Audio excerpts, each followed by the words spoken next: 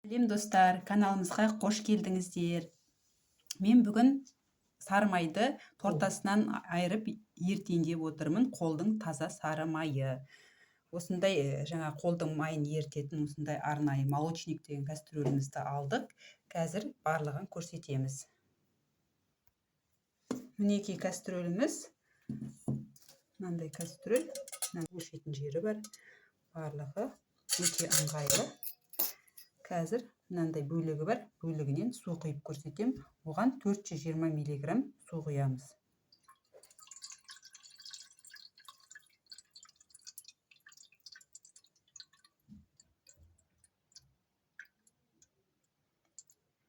Мінекей суын құйып болдық. Аузын жабамыз. Мынандай бөлігі бар өзінің.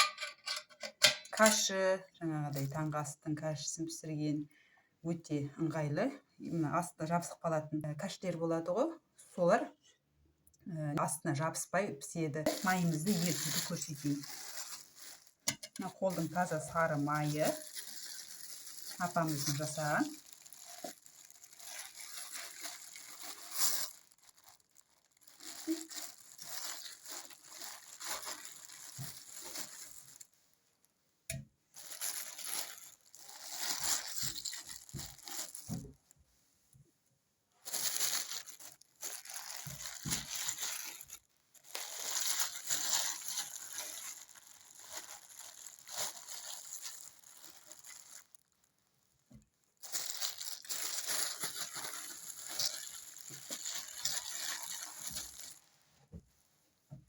Қайнатып, жайлап ертеміз.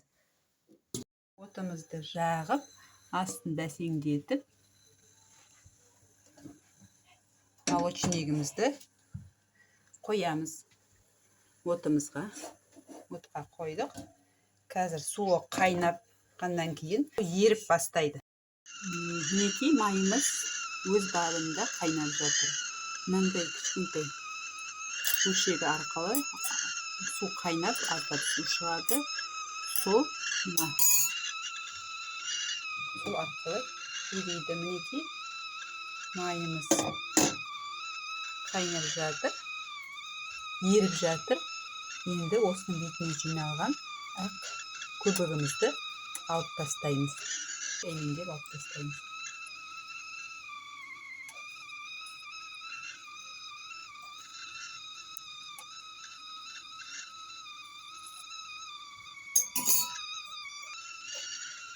Мінекей жайлап көбігімізді алып тастаймыз.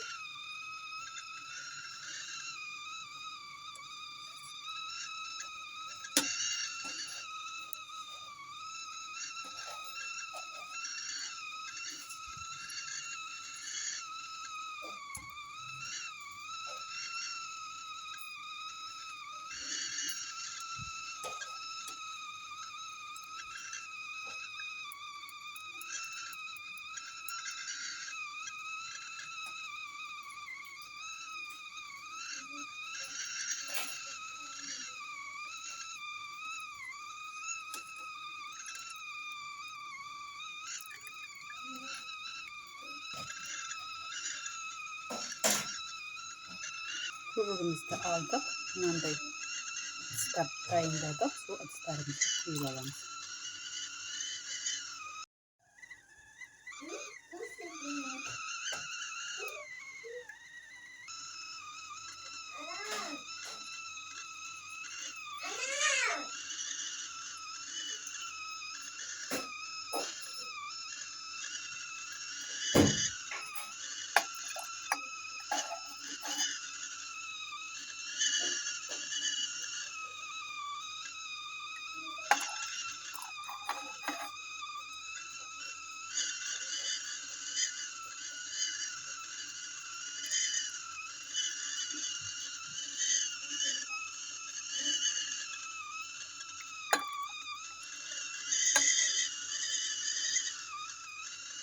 Мінекей осылай ресей майын құйып алдық.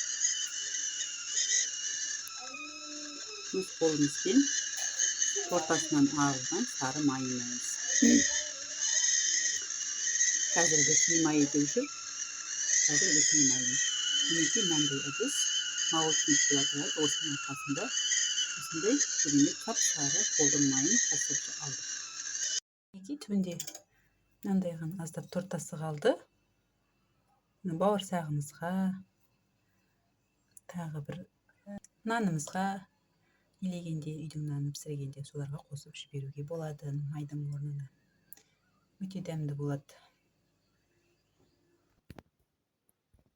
Тортасы сары майы тортасынан айырылған.